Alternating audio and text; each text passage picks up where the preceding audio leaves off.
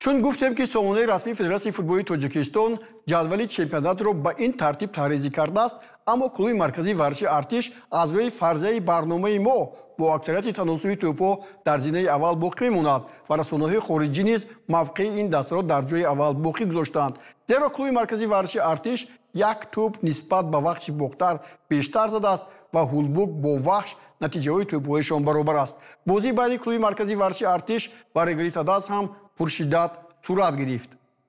هر دوی این دسته ها هم کلوب مرکزی ورزش ارتش و هم هولبوک با دو پیروزی به این بازی آمدند و پیش از همه کلوب مرکزی برخواسته 2-1 و همچنین پنجشیر 3-0 ظفر یافت. هولبوک باشد همین گونه پنجشیر را 2-0 و اسرافشان را 1-0 مغلوب کرد.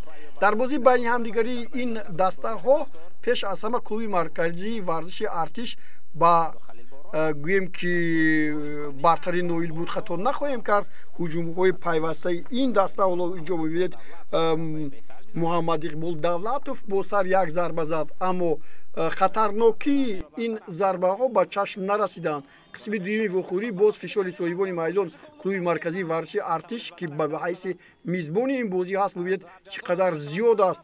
کاپیتان این دسته رو در این حالت ما کامران میرزاخان رو می‌بینیم.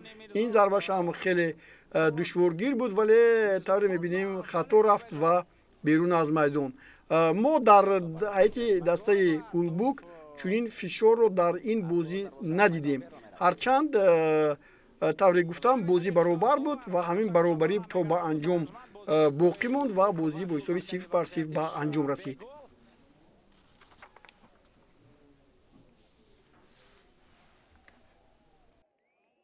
دیگه بازی گفتنی هم که از مومنت‌های خیلی خوبی گلزنی استفاده بردن نتونستیم و خیلی که در این روند همه ما می‌دیدیم بازی که دو غلبه دسته کمیوه و دو غلبه دسته هولبوکی واسه داشت.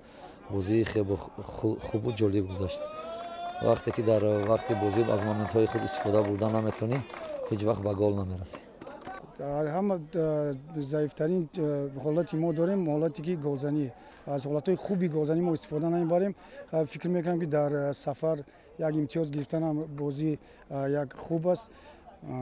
چی گفتنیم اکنون بازی نشون میده از پیش ما بازی‌های از این بازی‌های وزن‌تر داریم تیار دیده و میخوام که یک بازی خوب برای مخلصان پیش از همه میخوام مخلصان خودمون رو میانه‌داری کنم که اومده در این ورزشگاه ما رو دستگیری کردن. یک بار دیگه به همه یاد تشکر زیاد.